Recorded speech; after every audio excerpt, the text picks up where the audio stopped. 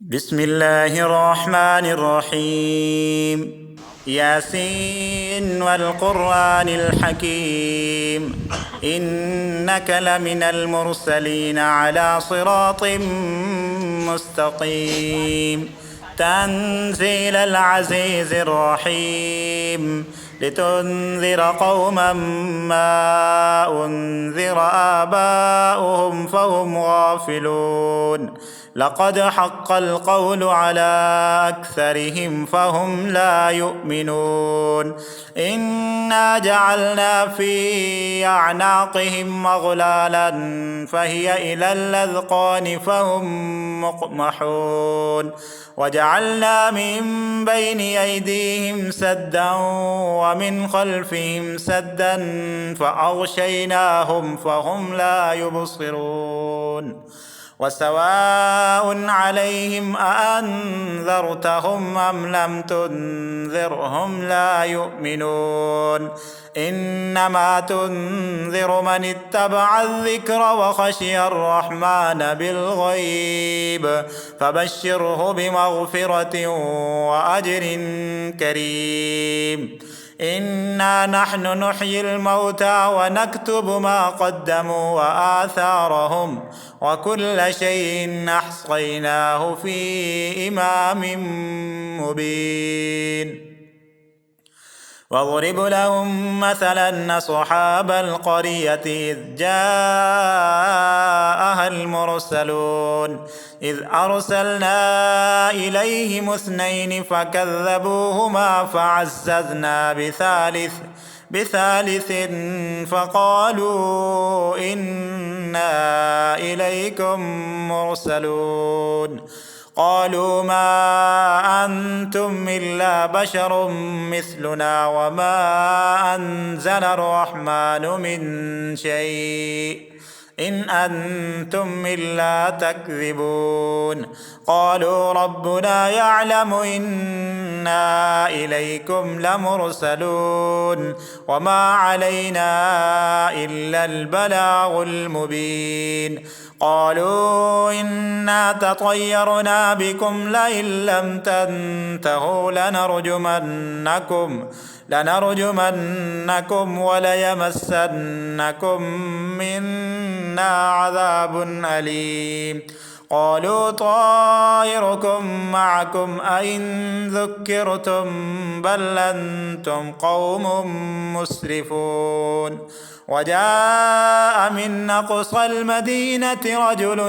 يسعى قال يا قوم اتبعوا المرسلين اتبعوا من لا يسألكم أجرا وهم مهتدون وما لي لا أعبد الذي فطرني وإليه ترجعون أأتخذ من دونه آلهة يردني الرحمن بضر لا تغن عني شفاعتهم شيئا ولا ينقذون إني إذا لفي ضلال مبين إني آمنت بربكم فاسمعون قيل ادخل الجنة قال يا ليت قومي يعلمون بما غفر لي ربي وجعلني من المكرمين وما أنزلنا على قومه من بعده من جند من السماء وما كنا منزلين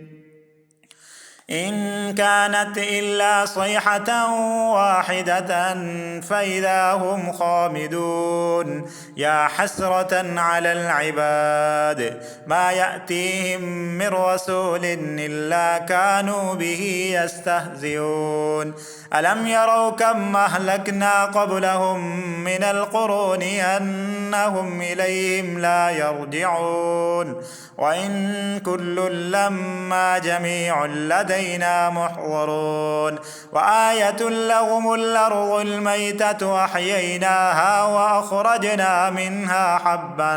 فمنه يأكلون وجعلنا فيها جنات من نخيل وأعناب وفجرنا فيها من العيون ليأكلوا من ثمره وما عملته أيديهم أفلا يشكرون سبحان الذي خلق الأزواج كلها مما تنبت الأرض ومن أنفسهم ومما لا يعلمون وآية لهم الليل نسلخ منه النهار فإذا هم مظلمون والشمس تجري لمستقر لها ذلك تقدير العزيز العليم والقمر قدرناه منازل حتى عاد كالعرجون القديم لا الشمس ينبغي لها أن تدرك القمر ولا الليل سابق النهار وكل في فلك يسبحون وآية لهم أنا حملنا ذريتهم في الفلك المشحون وخلقنا لهم من مثله ما يركبون وإن نشأ نغرقهم فلا صريخ لهم ولا هم ينقذون إلا رحمة منا ومتاعا إلى حين وإذا قيل لهم اتقوا ما بين أيديكم وما خلفكم لعلكم ترحمون وما تأتيهم من آية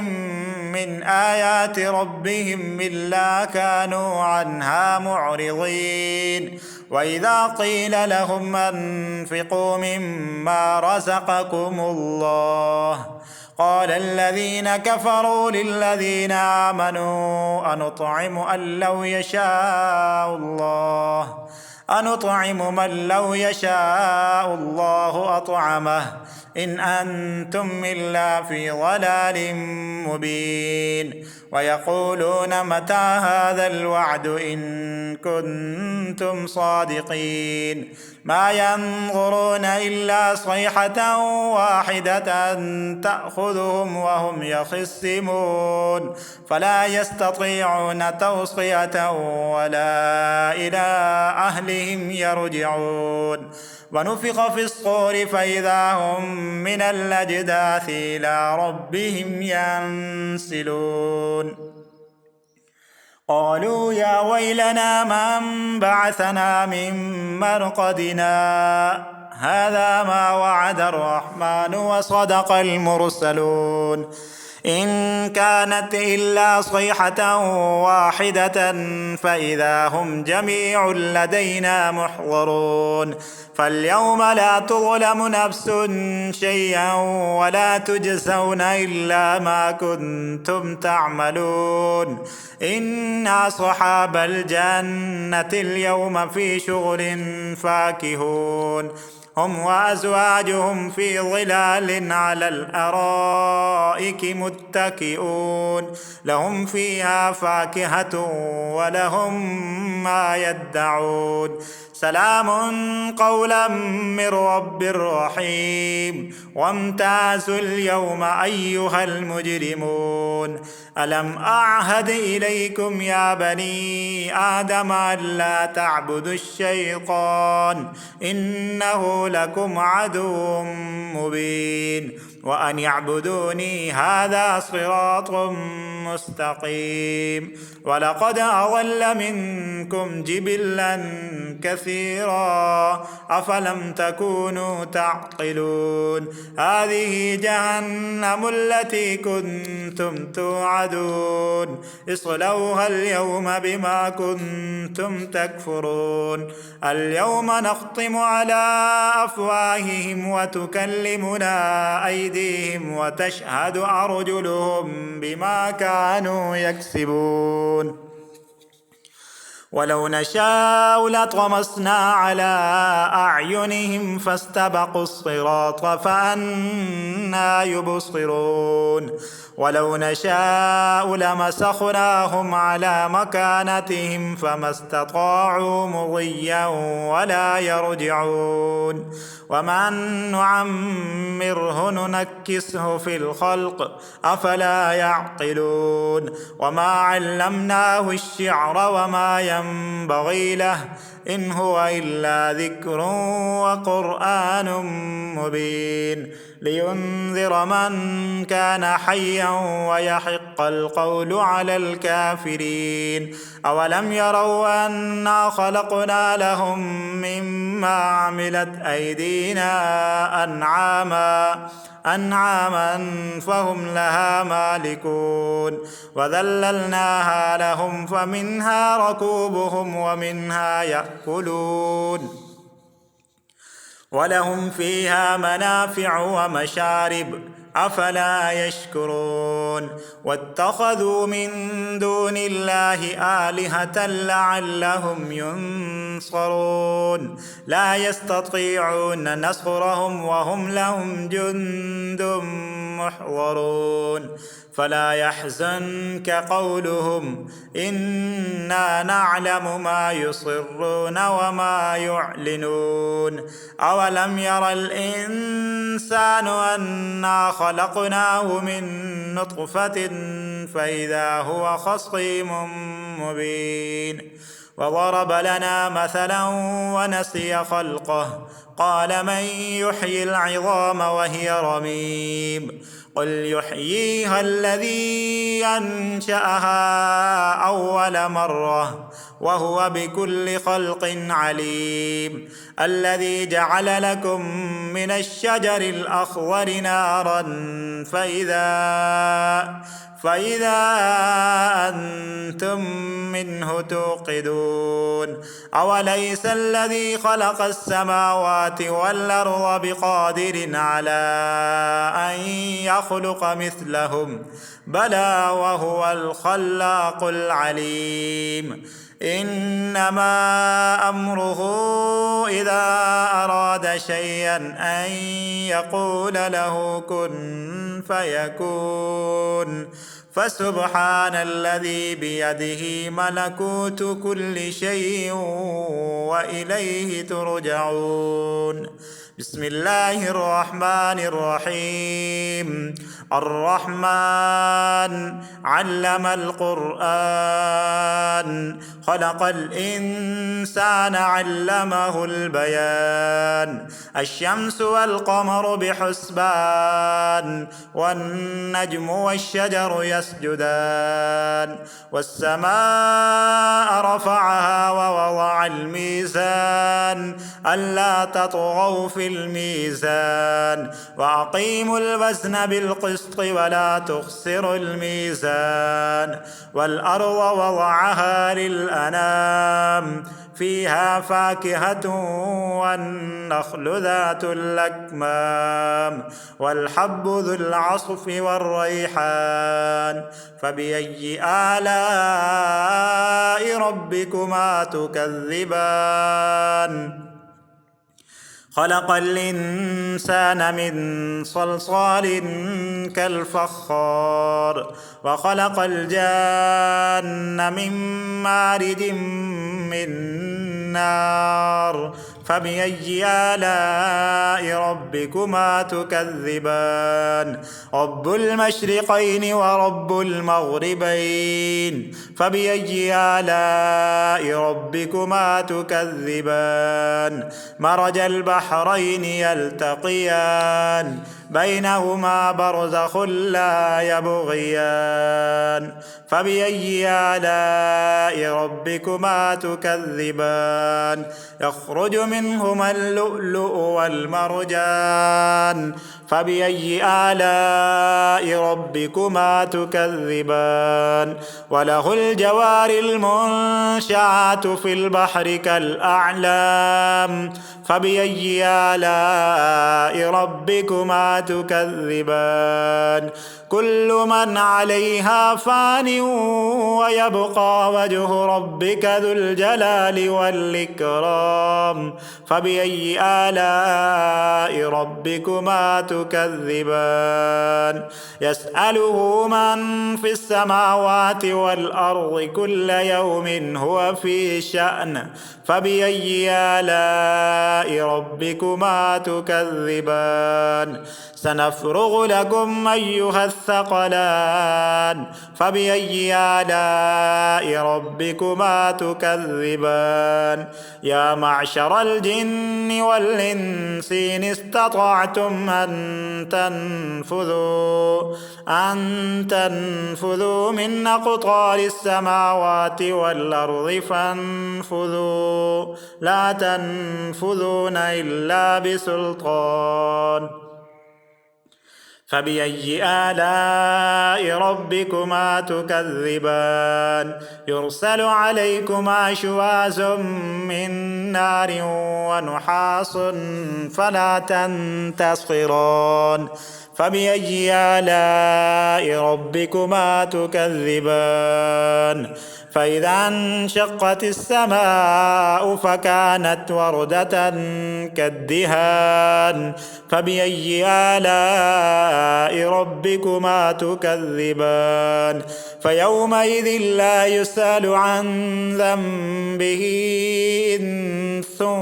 ولا جان فبأي آلاء ربكما تكذبان يعرف المجرمون بسيماهم فيؤخذ بالنواصي والأقدام فبأي آلاء ربكما تكذبان هذه جهنم التي يكذب بها المجرمون يطوفون بينها وبين حميم آن فبأي آلاء ربكما تكذبان ولمن خاف مقام ربه جنتان فبأي آلاء ربكما تكذبان ذواتا أفنان فبأي آلاء ربكما تكذبان فيهما عينان تجريان فبأي آلاء ربكما تكذبان فيهما من كل فاكهة زوجان فبأي آلاء ربكما تكذبان متكئين على فرش بطائنها من استبرق وجنى الجنتين دان فبأي آلاء ربكما تكذبان فيهن قاصرات الطرف لم يطمسهن إنس قبلهم ولا جان فبأي آلاء ربكما تكذبان كأنهن الياقوت والمرجان فبأي آلاء ربكما تكذبان هل جزاء الإحسان إلا الإحسان فبأي آلاء ربكما تكذبان ومن دونهما جنتان فبأي آلاء ربكما تكذبان مدهامتان فبأي آلاء ربكما تكذبان فيهما عينان نضاختان فبأي آلاء ربكما تكذبان فيهما فاكهة ونخل ورمان فبأي آلاء ربكما تكذبان فيهن خيرات حسان فبأي آلاء ربكما تكذبان حور مقصورات في الخيام فبأي آلاء ربكما تكذبان لم يطمثهن إنس قبلهم ولا جان فبأي آلاء ربكما تكذبان متكئين على رفرف خضر وعبقري حسان فبأي آلاء ربكما تكذبان تبارك اسم ربك ذي الجلال والإكرام صدق الله العظيم.